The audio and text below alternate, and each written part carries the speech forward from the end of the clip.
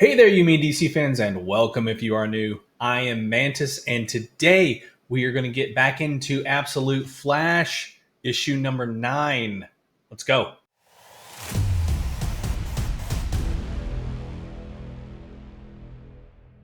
To start this issue, we see Wally staring into the red matter doorway, almost looking like a red eclipse, and it seems even in his visions or dreams. Not sure what this is at this point. Wally can't get away from people lecturing him, though. His Barry's talking to him and goes on about Schwarzschild and the price he paid. The moral to this short story is everything has a cost. With the Rogues caught up to Wally from last issue, the question still remains for Wally. And it's a question Snart asks him still. Does he want to go rogue and join the Rogues? At first, Wally stutters a bit, but is still hesitant to trust the group. Captain Boomerang doesn't seem to want to waste the time to convince Wally, but Snart also realizes he can't take no for an answer, if only for Rudy's sake. Overhearing that last comment, Wally thinks there's something wrong, or that Rudy may be in trouble, which of course is very true. If you remember the last few issues, Dr. Thawne had captured Rudy, but has something else in store for him, likely to be used as leverage to get to Wally to do whatever she wants. In any event, the Rogues explain pretty much that to Wally, and Wally is really worried at this point. Snart does try to put some perspective on the Rogues' fondness of Rudy, that, they go way back, they're going to find him, including making sure Wally is safe. Wally still doesn't believe them, though, and asking if this is some sort of trick.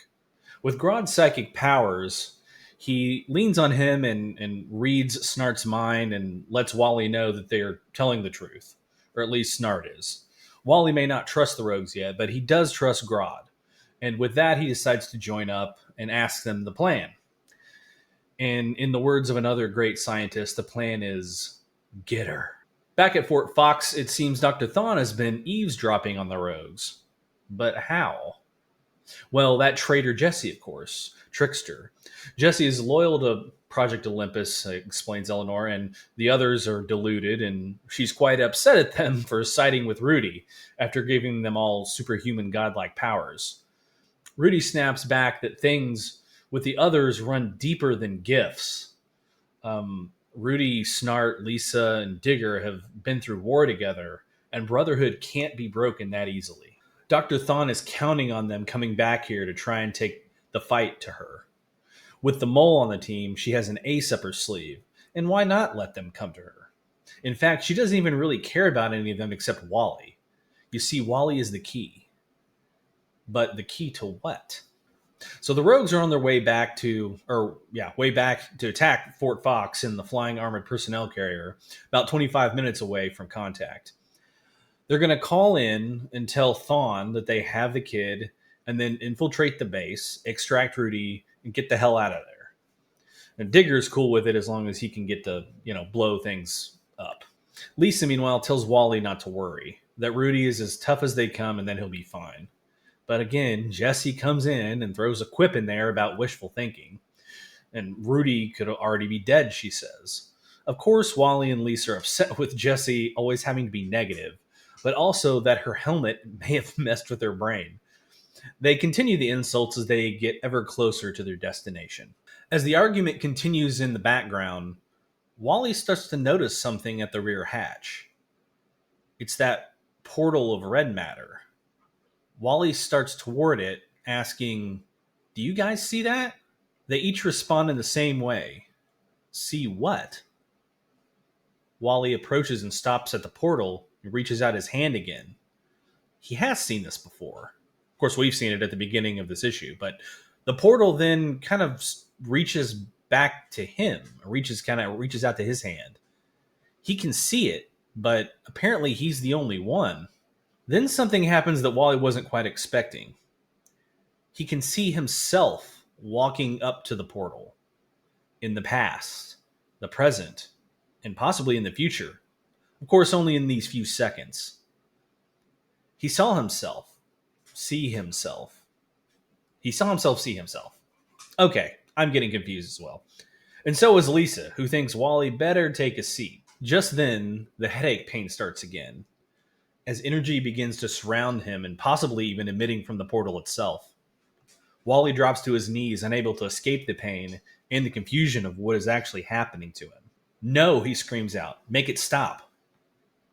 And just as the energy is taking over, possibly killing Wally, Grodd intervenes to save his friend.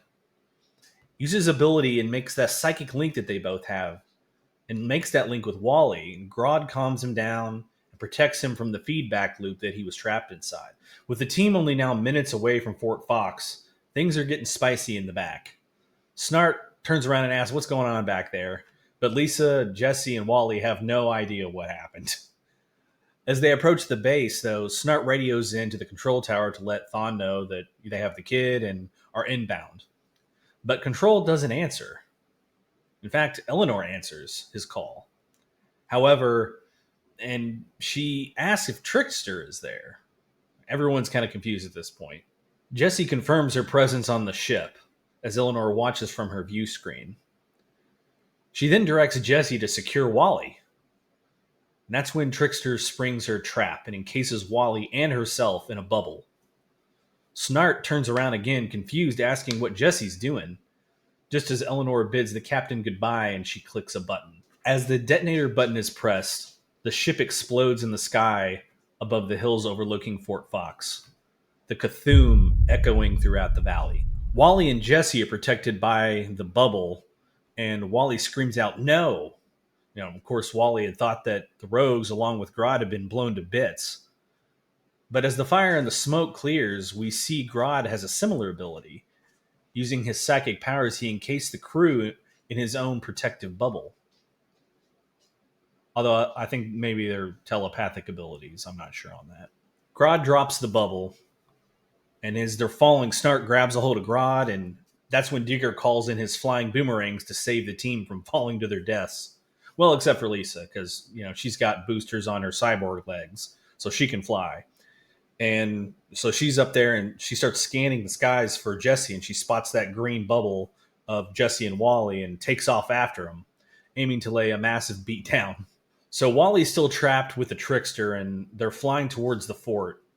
And Wally's not too happy he's being trapped. He's wanting out of there, keeps asking to get let out, and he's finally had enough and uses his powers, destroying the bubble that Jesse had them in, and he escapes to the ground. Wally speeds in just as Jesse lands on her helmet, but she's not giving up yet, pulling out another device to hit Wally with. But just as she's about to hit him, Lisa lands right on it, destroying it, knocking Jesse backwards. At this point, the team seems safe, for now anyway, and even Grodd is okay.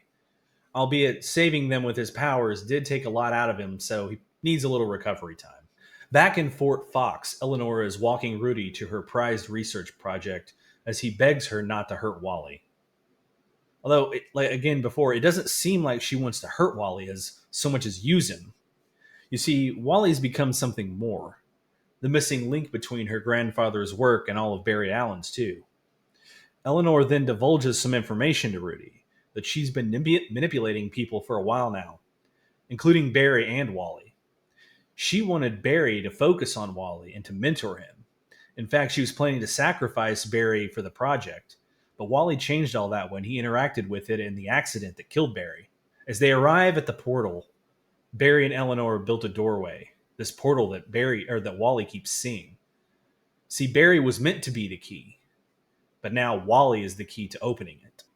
All right, guys. Thanks for tuning in for this video on Absolute Flash issue number 9.